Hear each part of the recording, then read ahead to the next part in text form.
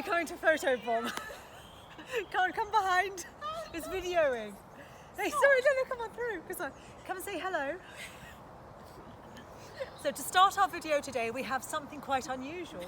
We have a Mrs. Clark, a socially distanced Mrs. Clark, who's come to join us to say hi to you. So for those of you who haven't seen her for a while, here she is. Hello everyone! Bye!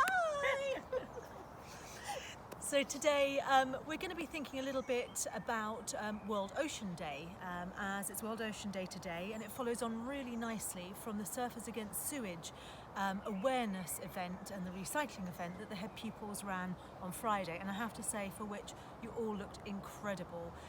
The Zoom sessions with all of you were amazing, exhausting, and then the session at the end of the day with just so very many of you all dressed up in your incredible outfits was fantastic. So we're going to focus on World Oceans, and it's something I'm going to look at as well within PSHE this week, and really about becoming compassionate global citizens and seeing our place in the world. And it really made me think, because individually we're very tiny people. We feel like we have very little impact on the world on a one-to-one basis. But really, it's all those little tiny events that add up together to make a difference in the larger scale of things. And it made me think of a story, a really old traditional story, and it's about a chap who was walking along on a beach. And there'd been terrible storms the night before, and the beach was utterly littered with starfish who had been stranded. They'd been washed up and stranded with no way of getting back into the ocean on their own.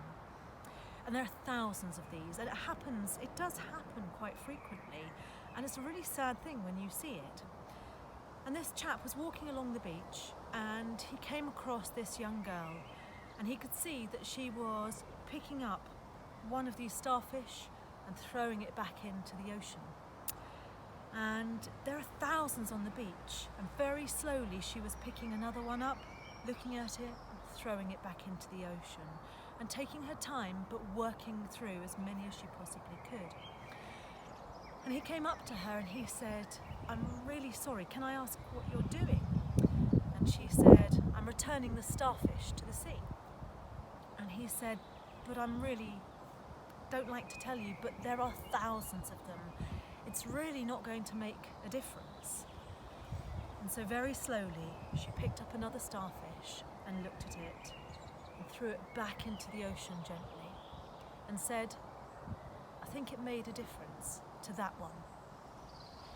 And it's a really powerful story that shows you that yes, it might be very hard to tackle everything and imagine we're going to be able to cure absolutely everything, but if we just chip away a little bit at a time and make our own efforts, then we'll actually be able to impact the lives of many, many sea creatures, many, many other people around the world.